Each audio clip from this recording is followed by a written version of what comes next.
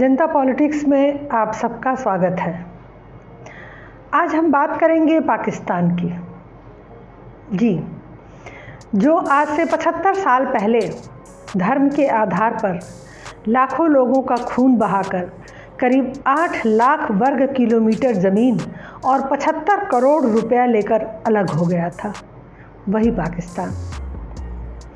मात्र 1 करोड़ की आबादी के लिए यह संसाधन बहुत ज़्यादा थे, लेकिन जिनके अलग होने का आधार ही हिंसा हो, जिनमें मानवता और इंसानियत का लेश मात्र भी अंश न हो, जो वहाँ से आने वाले हिंदुओं को जिंदा भारत नहीं पहुँचने दे रहे थे, ट्रेनों में लाशें भर भर कर आ रही थीं।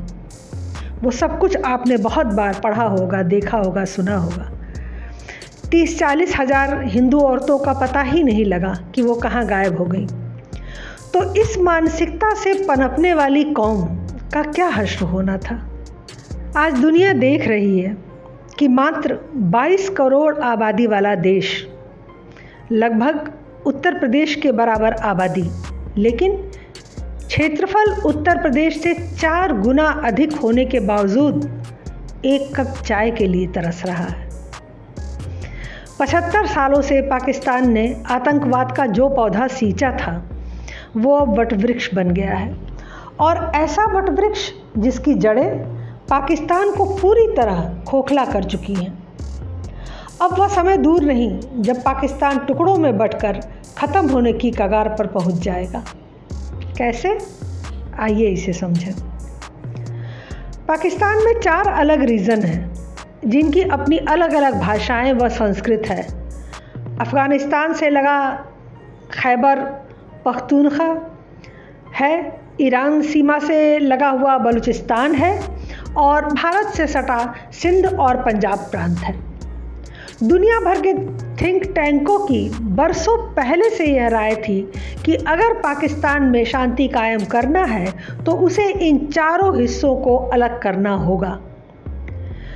खैबर पख्तूनख्वा के सीएम सरकार से पहले से ही खार खाए बैठे हुए हैं और कई बार बदला लेने की धमकी भी दे चुके हैं। बलूचिस्तान में आप जानते हैं कि 17 सालों से आज़ादी का आंदोलन चल रहा है। वहाँ आए दिन गुरिल्ला युद्ध होता रहता है। केवल जनवरी से मार्च के 3 महीनों में 80 से ऊपर सुरक्षाकर्मी वहाँ मारे जा चुके हैं। सिंध प्रांत में आतंकी घटनाओं में लगातार बढ़ोतरी हो रही है। अभी भी वहाँ धारा 144 लगी हुई है। खासकर कराची में आए दिन विस्फोट की घटनाएं सुनाई देती हैं। बस वही कि औरों के ख़यालात की लेते हैं तलाशी, औरों के ख़यालात की लेते हैं तलाशी, और अपने गिरेबान में झांका नहीं जाता। यही पाकिस्तान की स्थिति है। सबसे बड़ी बात कि पाकिस्तान की मजबूती सिर्फ उसकी फ़ौज है। वही वहाँ सारे काम करती है। बिजली का बिल जमा करने से लेकर चुनाव करवाने तक हर काम फ़ौज करती है। बिना फ़ौज के वहाँ कुछ नहीं होता। आज वही फ़ौज, वही पाकिस्तान की सेना 2 टुकड़ों में बंट गई है। आजकल वहाँ ट्रेंड चल रहा है गो बैक बाजवा। युवा जो वर्ग है वो फ़ौज को गालियां दे रहे हैं, और दरअसल इन सबके पीछे सबसे बड़ा जो रोल है वो इमरान खान का है। उनके बहकावे में ही आकर ऐसा कुछ हुआ है, और 75 सालों में कभी भी पाकिस्तान की फ़ौज को खुलेआम गालियां नहीं मिली थी जो अब मिल रही हैं। सेना में दरार पड़ना देश के लिए बहुत बड़ा खतरा होता है। एक तरफ फैज़ हमीद हैं जो इमरान के करीब हैं, फ़ौज का एक हिस्सा वो संभाल के बैठे हैं, और दूसरी तरफ बाजवा हैं जो सरकार के साथ हैं। अब इन दोनों के अंदर भयंकर ठनी हुई है। आर्थिक स्थिति वहाँ की गिरती जा रही है। उसके बारे में आप काफ़ी दिनों से जो है वो चर्चाएं सुन रहे होंगे।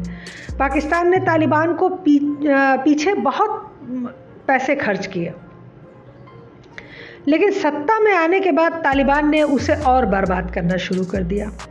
उसकी एक बात नहीं मानी, बल्कि अपनी शर्तें मनवा रहा है, और उसने पाकिस्तान को घुटनों पर ला दिया है। पाकिस्तान में हालत यह है कि तमाम शहरों में खाने पीने के सामान आसमान छू रहे हैं। वहाँ $1 का दाम 208 पाकिस्तानी रुपया हो गया है, जबकि भारत में ये 77 रुपये के करीब है। जहाँ भारत में आप कहीं भी एक सप्ताह आराम से रहने के लिए लगभग 30,000 रुपया खर्च करते हैं, वहीं पाकिस्तान में आपको 90,000 रुपया खर्च करने पड़ते हैं एक सप्ताह कहीं आराम से रहने के लिए। 30 और 90 का अंतर। यदि आप 2 लोग किसी एशियाई रेस्टोरेंट में जाकर खाना खाएं तो आपको वहाँ 6500 रुपये देने होंगे केवल 2 लोगों के भोजन का। एक कप साधारण कॉफ़ी जो नेस्कैफे की मिलती है वो वहाँ 200 रुपये की मिलती है। सिगरेट का एक पैकेट 180 रुपये का है। एक महीने का अनलिमिटेड डेटा जो आप 1200-1400 का भराते हैं वो वहाँ 3,000 रुपये के करीब है। पेट्रोल इस समय 233 रुपये लीटर। जी हाँ, देसी घी, साधारण घी 208 रुपये लीटर। खाने का तेल 215 रुपये लीटर हो गया है। मुद्रास्फीति दर 13.76 हो गई है, जबकि भारत में यह 7% है। अभी वहाँ के वरिष्ठ मंत्री एहसान इकबाल ने मीडिया में जनता से एक अपील की, एक आग्रह किया कि चाय पीने में आप रोज़ाना 1 से 2 कप की कटौती करें, क्योंकि हम कर्ज लेकर चाय मंगा रहे हैं बाहर से। दरअसल पाकिस्तान के पास कुल 10 अरब डॉलर से कम विदेशी मुद्रा भंडार बचा है, जिससे वो मात्र 45 से 50 दिन का सामान आयात कर सकते हैं अब से। और नए कर्ज की शर्तें बहुत कड़ी रखी गई हैं।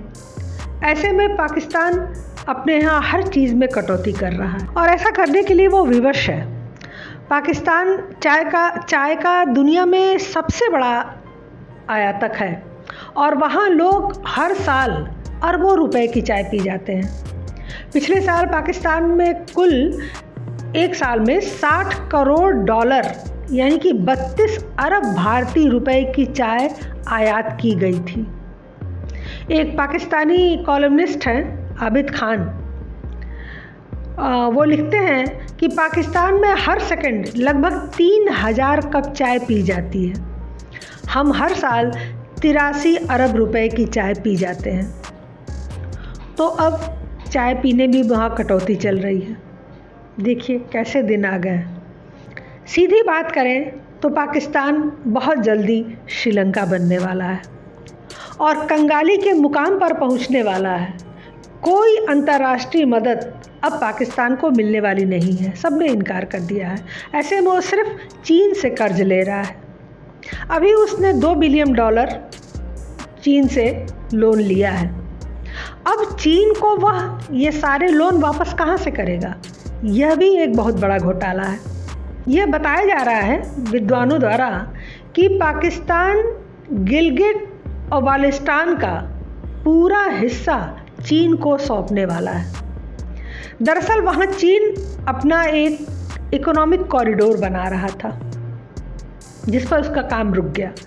वह प्रोजेक्ट इसलिए रुक गया क्योंकि गिलगिट बाल्टिस्तान में काफ़ी अशांति है। तो अब ये अगर सौदा होता है तो निसंदेह ये सौदा चाइना को बहुत रास आएगा, वो इसके लिए सहज तैयार हो जाएगा। दूसरे गिलगिट बाल्टिस्तान का जो एरिया है वहाँ पर 20 लाख शिया आबादी रहती है। आप जानते हैं कि पाकिस्तान सुन्नी बहुतायत राष्ट्र है, तो उन्हें शिया बहुत रास आते नहीं हैं। यह पाक अधिकृत कश्मीर वाला हिस्सा है, लिहाजा बिल्कुल कश्मीर के जैसा ही है। तो उस क्षेत्र को देने में पाकिस्तान को कोई बहुत परेशानी नहीं है। अब कर्ज में डूबे पाकिस्तान के पास इसे बेचने के सिवा कोई रास्ता भी कहाँ है। भारत के लिए बहुत बड़ा खतरनाक सौदा होगा। इसलिए ज़रूरत है कि भारत पीओके पर अपनी दावेदारी को और मजबूती से रखे तथा उसे हासिल करने की जुगत बनाए, इससे पहले कि आने वाले समय में पाकिस्तान और चीन के बीच ये सौदा पक्का हो जाए। अब ऐसे कमज़ोर देश में अगर सेना भी दो फाड़ हो जाए तो उस देश का क्या होगा, सोचिए। इतिहास गवाह है कि बड़े बड़े इस्लामिक मुल्क आपस में ही कटमर कर समाप्त हो गए। इन्हें कभी किसी बाहरी की आवश्यकता नहीं पड़ी। आपको आश्चर्य होगा जानकर कि वर्ष 2006 से 2016 के बीच में 25,000 मुसलमान सिर्फ कराची में मारे गए, अनेक विद्रोहों में। अब सोचिए अन्य जगहों पर कितनी बड़ी संख्या में इनकी मौत हुई होगी। फौज ही पाकिस्तान का आधार स्तंभ है, उन्हीं का वहाँ सब चलता है। इस भिखारी वाली हालत में भी पाकिस्तान ने फ़ौज का बजट बढ़ा दिया है। खाने को नहीं है, लेकिन फ़ौज को सारी सुख सुविधाएं चाहिए, मनचाहे हथियार खरीदने और खाने पीने के लिए।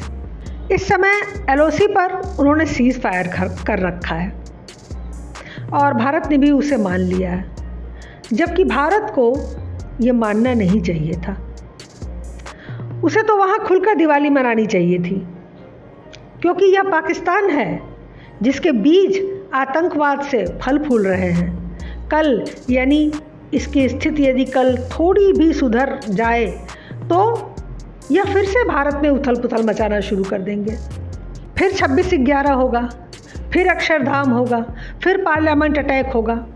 तो फिर ऐसे देश के साथ सीज़ फायर की बात को क्यों मानना? वो हमारे देश के मुस्लिमों और वामपंथियों को हवा देता रहता है, भड़काता है, ये सभी लोग जानते हैं।